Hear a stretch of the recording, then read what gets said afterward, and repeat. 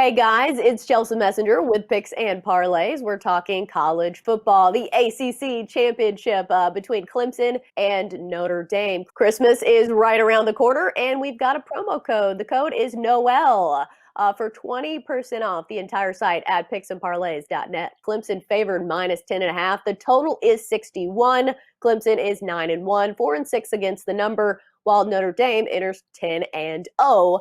But 5-5 against the spread. This is a much better ACC championship game than we're used to seeing.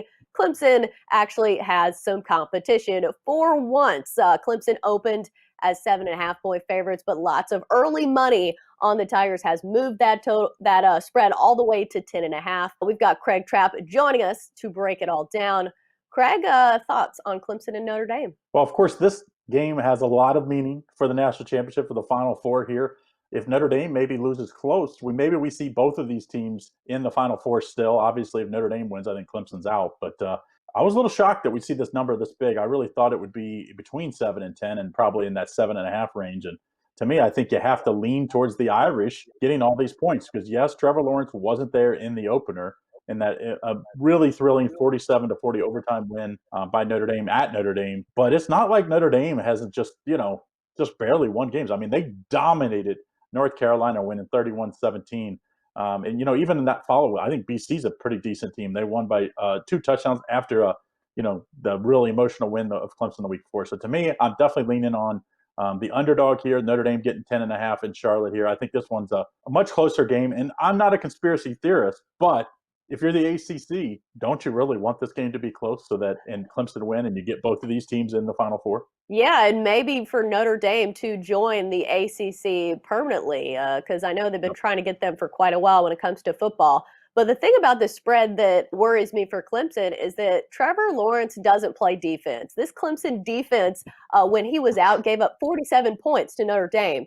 That's nothing to do with Trevor Lawrence. I know it's the whole scope of the game, and obviously momentum goes differently if he's probably in there, but 10.5 is a lot of points. We talked about this before taping. You have to completely dominate a game to cover a 10.5-point spread. Clemson can win easily, but still not cover.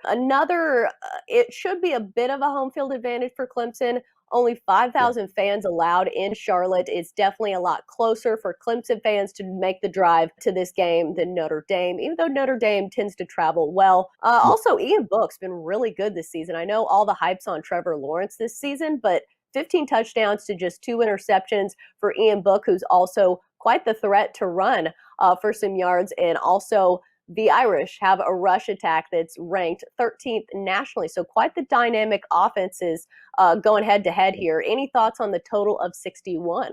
You got to like the over because, like I said, the first game, 47-40, yes, that was overtime. But let's also remember Clemson has gone over in 5 of their last 6 games.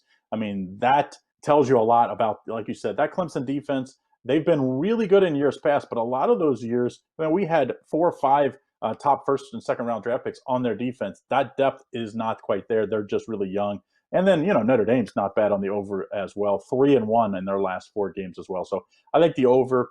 I like it a lot too, actually. But my better play going to be on Notre Dame getting all the points. I just think Notre Dame has a lot to play for, and I just think the ACC and the refs probably want to keep Notre Dame in this game for a lot of reasons, and a lot of it has to do with a lot of money. Yeah, and there's a Heisman race in there too. So Trevor Lawrence is probably going to be letting it fly, and especially because Travis Etienne only rushed for 28 yards last time out against Notre Dame. I think part of that was because they had a backup quarterback in there, and obviously it affects the offense as a whole.